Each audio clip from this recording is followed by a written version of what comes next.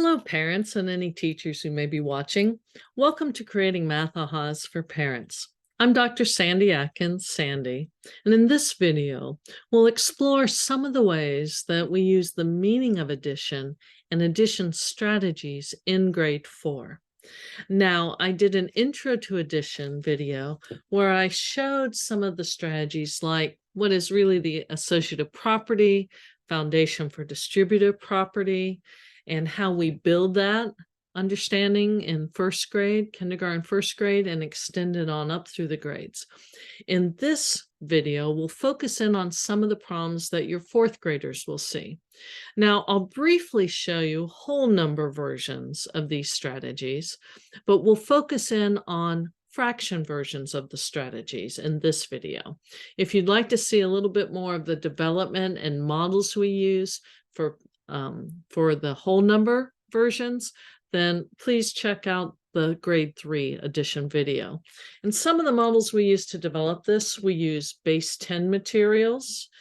We have a hundreds flat that we also use that's plastic, a thousands cube. That gives us the model and the imagery of what we're doing. And for our fraction side, you might see your children making fraction kits. Now, my kit's made out of construction paper. I'll show you a smaller version perhaps as we get going, but you see your child is making these kits. Now, just as an aside, do you notice how my kit, none of these pieces are labeled? And that's very purposeful. When we pick these models and use these materials, it's done purposefully. I don't label my pieces because I want them to remember and explore that, well, how do you know what to label it? If 3 pieces come together to make the whole, then this must be called a 1/3 piece. The minute I label it, it's now a reading activity. I just have to read its name. So you'll find that I tend to choose to make construction paper ones with the kids because I don't want the labels on them. Many commercial pieces have the labels already on them. And I want that embedded practice for your child. So I'm going to remove these and let's look at some of the strategies and think about the meaning of addition. Now, when we think of the meaning of addition, it's really thinking about the action that takes place in addition problems or in addition story problems. The idea of putting together or joining or combining. Now, we may do whole number addition, combining and joining, putting together, but we can also do fraction addition, joining, combining, putting together, or thinking of part-part totals. Now, these aren't my strategies. Much of what I know about it, I learned from the Cognitively Guided Instruction Project out of University of Wisconsin and other research, and really, again, thinking of the action. That means that when I see a problem like this,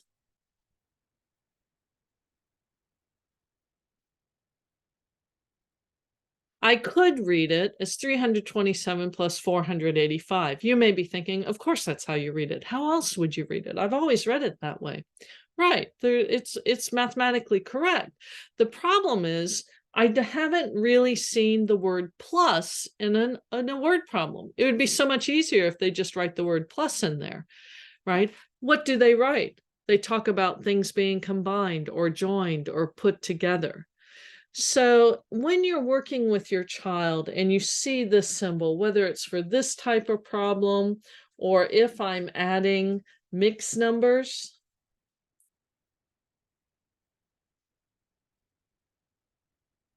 right? Read it with those words put together, joined, combined. 327 put together with 485. 5 3/4 put together with 3 4/8.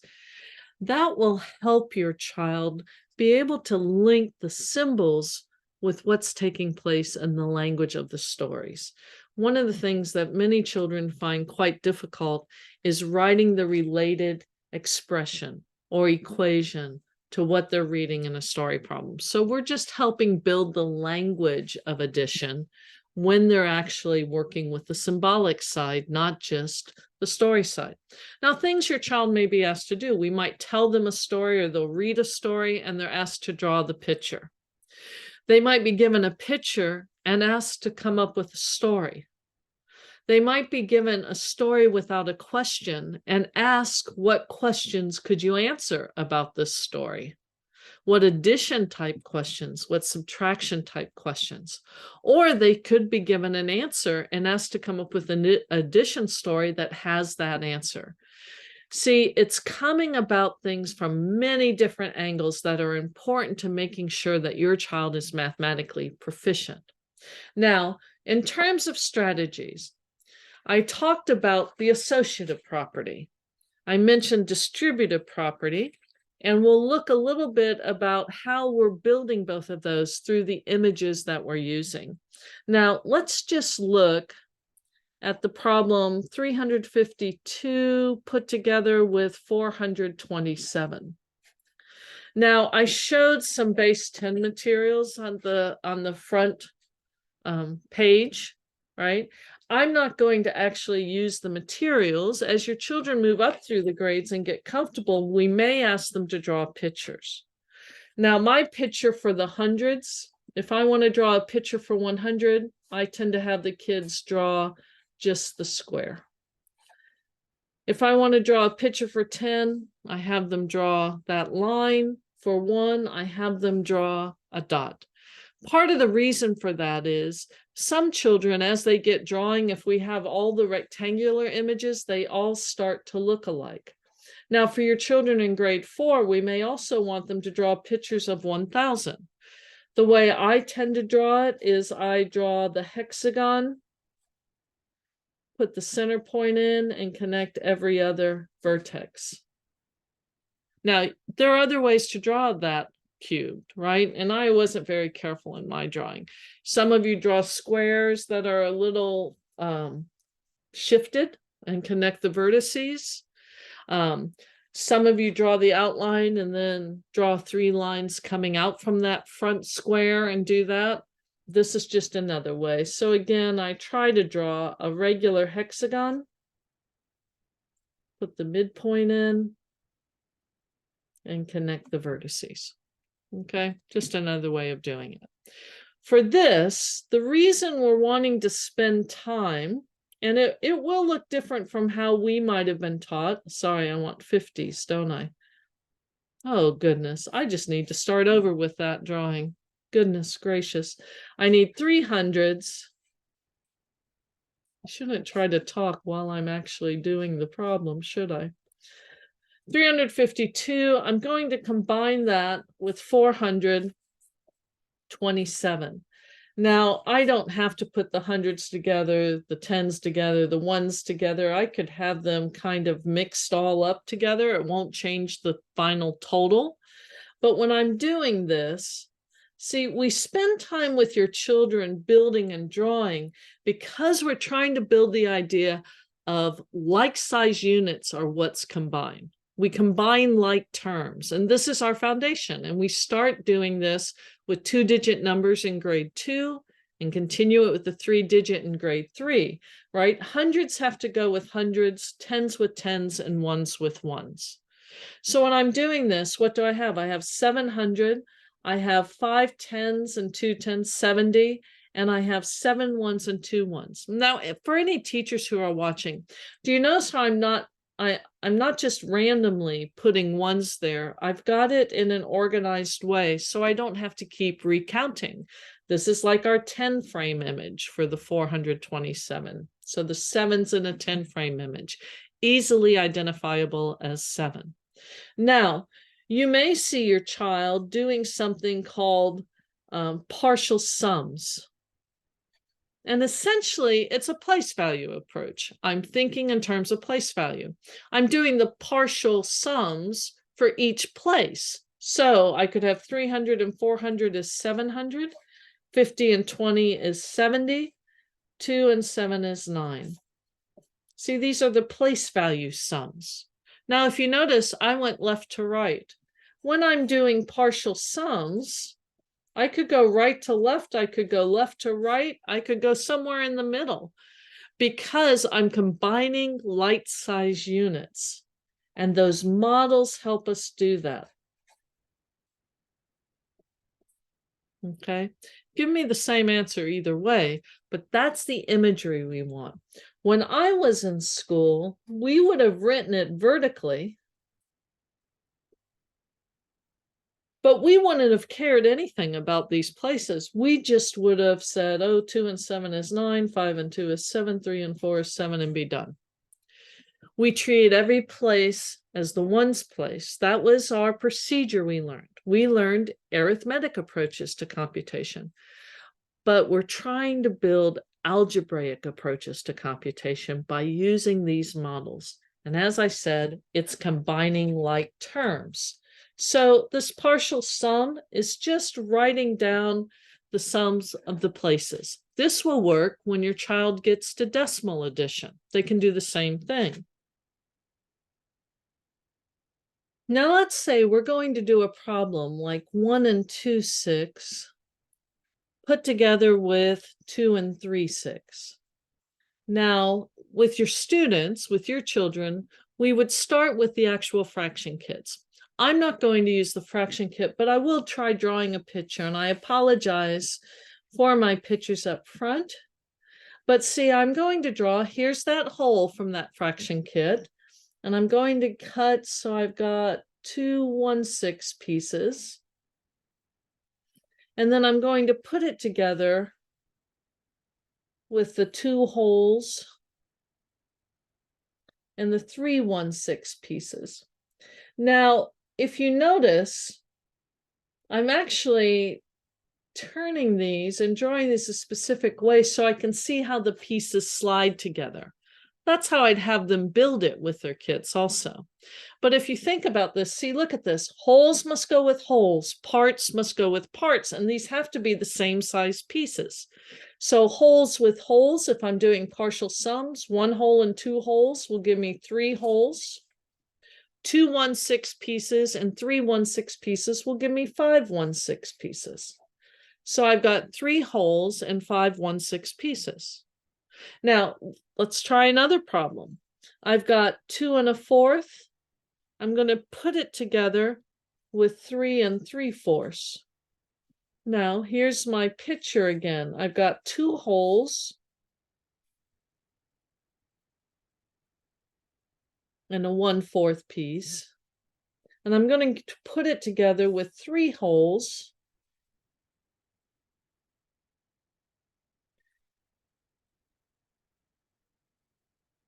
and 3 1/4 pieces. And see, you can see how those will slide together. But what are our partial sums? 2 holes and 3 holes, 5 holes, right?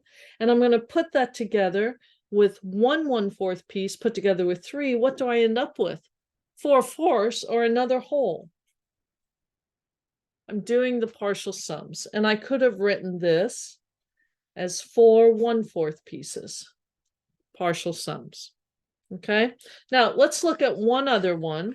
Let's say I have 3 1/3 put together with 2 3/6. Here's my 3 holes. And here's my 1/3 piece. And I'm putting it together with 2 holes and the 3 1/6 pieces.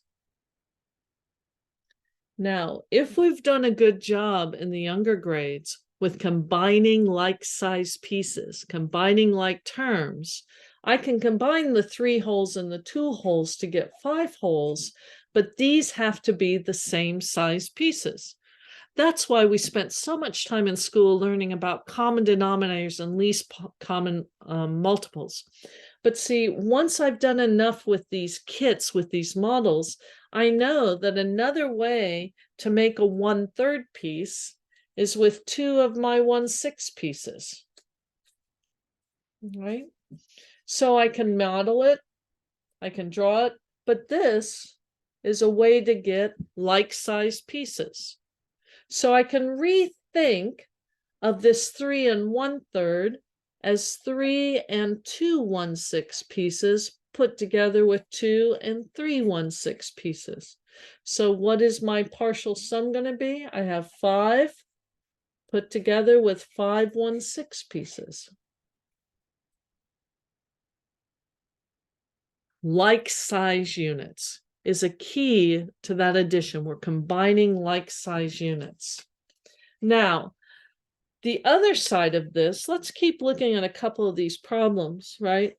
I have 3 and 5/6, and I'm going to put it together with 4 and 2/6. Let's draw the picture again.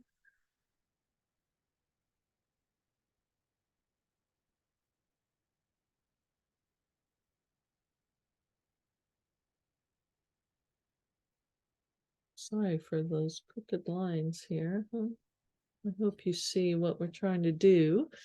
Here are my 4 and 2/6.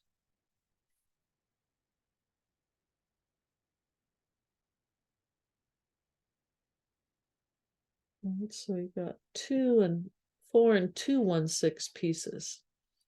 Now, do you see how this piece can slide right up there and fill the hole? See, how can I think of 4 and 2/16 pieces? Well, I can think of it. I've got my 3 and 5/16 pieces. I can think of this as a 1/6 piece put together with 4 and 1/6. And instead of associating the 1/6 with the 4 and 1/6, I'm going to associate it with the 3 and 5/6.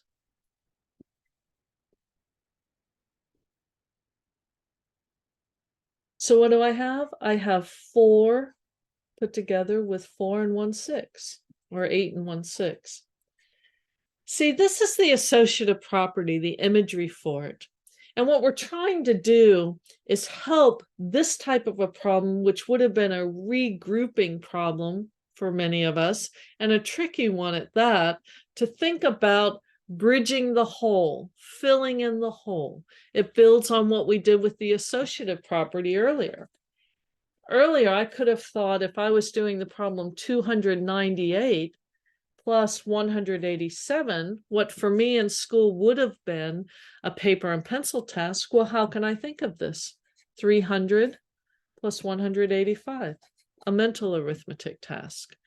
But it's based on the associative property. So that's how we can use these. And then the same idea here, think about 2 and 3/4 put together with 1 and 6/8.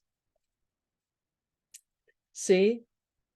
If you want, try pausing the video and drawing this yourself and see how this works. But if I have 2 and 3/1/4 pieces, and I'm combining it with 1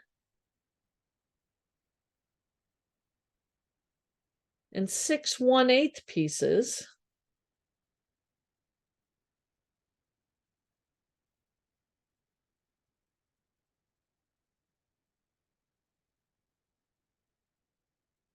see, these two slide right up in. Now, when you think of common denominators, I could put this into 8s, or I could think of these 2/1/8 pieces being the same as a 4th. But in any case, what am I doing? I'm thinking of 2 and 3/4 put together, and I'm thinking of the 1 and 6/8 as 2/1/8 pieces put together with 1 and 4/1/8 pieces. Now I can either rethink of this as 6/1/8 pieces, or really I could also think of it as a 1/4 piece. Instead of associating this with the 1 and 4/8, I'm going to associate it with the 2 and 3/4. This again can all be done mentally. Slide them over, I can combine them. Likewise, I could have thought of this, right? So this, I'm sorry, is going to be 3 put together with 1 and 4/8. The other way I could have thought about this is I could have thought of 2 and 3/4 as 2 2/4 put together with 1/4, or this would have been the same as 2 1/8 pieces, and then join it with the 1 6/8. Instead of associating it this way, I would have associated it, the 2/8 with the 1 6/8. So this ends up being 2 2/4 put together with 2. Okay. Now, either way, I end up with 4 2/4 or 4 4/8. And it becomes an interesting discussion for your children to decide, is 4 4/8 equivalent to 4 2/4? Well, one way we do this, we might have learned simpler form. I could compare by turning this into 8s, turning this into 4ths, or turning them both into 1/2. And one thing we do is we'll say, how could we make this using fewer pieces? Same size, fewer pieces. So that's how we can get to a simpler form for them. Now, I want to look at one other strategy, and it's a doubling strategy. And the doubling strategy, in grade 3, you might see something like this for doubling. I'm doubling 1,357. Now, remember I said I could draw this for my thousands.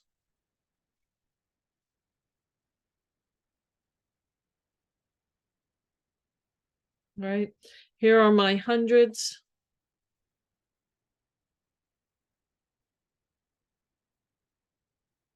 Here are my tens.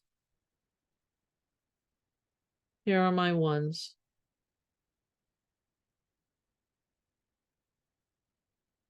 How did I make double 1,357? Now I could write it this way, or I could have written it in grade 4 like this. But what do I have here? I have double 1,000 put together with double 300 put together with double 50 put together with double 7. See, this is the distributive property. Using place value models helps us build the imagery that we aren't doubling a 1 or doubling a 3 or doubling a 5. We're doubling 1,000, we're doubling 300, we're doubling 50, and doubling 7. How did we think about the 1,357? Well, we thought of it in expanded form. We write out the place value pieces, right?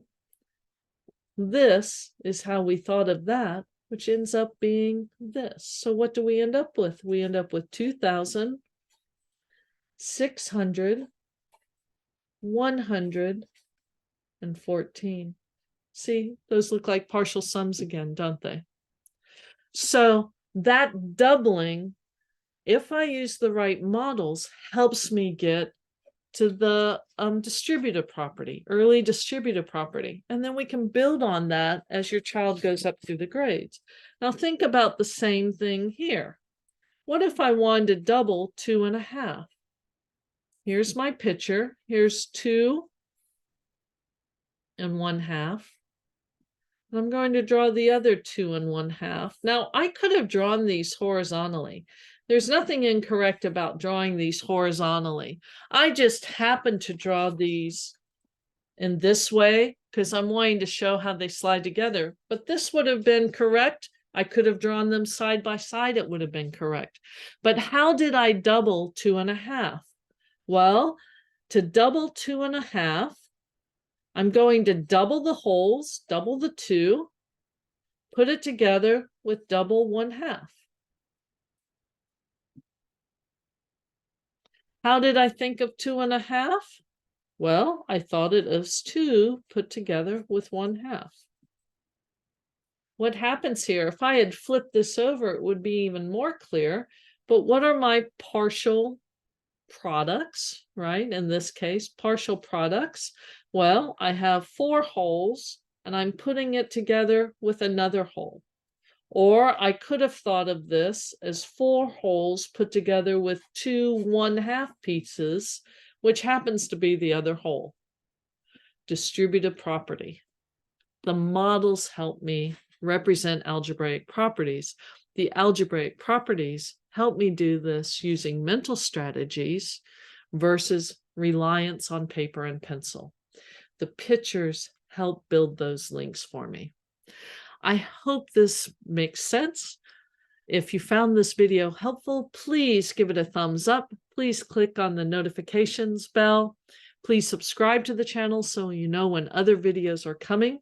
If you have children in other grade levels, please watch those grade level specific videos or take a moment to look at the Intro to Addition video that I did.